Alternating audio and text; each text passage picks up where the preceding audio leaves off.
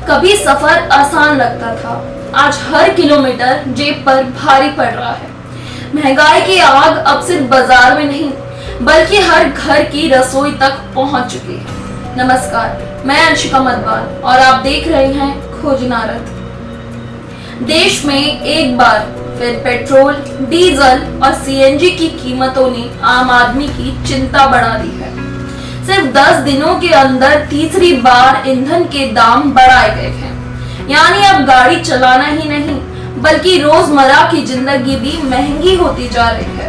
Middle east में बढ़ते तनाव का असर अब सीधे भारत की सड़कों और लोगों की जेब पर दिखाई देने लगा है। तेल की अंतर्राष्ट्रीय कीमतों में उछाल के कारण भारत में पेट्रोल और डीजल लगातार महंगे हो रहे हैं।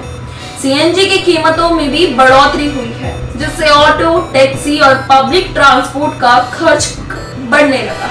सबसे बड़ी चिंता तो ये है कि इसका असर सिर्फ पेट्रोल पंप तक सीमित नहीं रहेगा। जब डीजल महंगा होता है तो ट्रांसपोर्ट महंगा होता है, और जब ट्रांसपोर्ट महंगा होता है तो सब्जी, दूध, राशन, फल और रोजमर्रा की हर जरूरी चीजों की कीमत बढ़ने लगती है। यानी आने वाले दिनों में आम आदमी को डबल झटका लग सकता है। एक तरफ वाहन का खर्च बढ़ेगा और दूसरी तरफ बाजार में महंगाई का बोझ भी।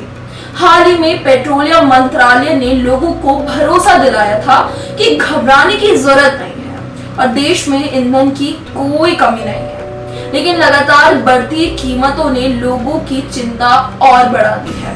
विपक्ष भी अब सरकार पर हमलावर हो गया है। कांग्रेस सांसद नासिर हुसैन ने आरोप लगाया है कि सरकार ऊर्जा, सुरक्षा और आर्थिक स्थिरता संभालने में नाकाम रही है।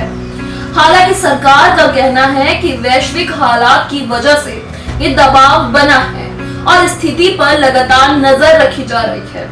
विशेषज्ञों का मानना है कि अगर अंतर्राष्ट्रीय बाजार में कच्चे तेल की कीमतें इसी तरह बढ़ती रही तो आने वाले दिनों में महंगाई और तेज हो सकती है। यानी अब सवाल सिर्फ पेट्रोल, डीजल का नहीं बल्कि उस आम आदमी का है जो हर महीने अपने बजट को बचाने की कोशिश कर रहा है। क्योंकि जब ईंधन महंगा होता है तो सिर्फ गाड़ियां नहीं रुकती, सपनों की रफ्तार भी धीमी पड़ने लगती है। फिलहाल जनता इंतजार कर रही है राहत का, और खोजनारत की नजर बनी रहेगी हर उस खबर पर जो आपकी जेब और जिंदगी दोनों को प्रभावित करती है।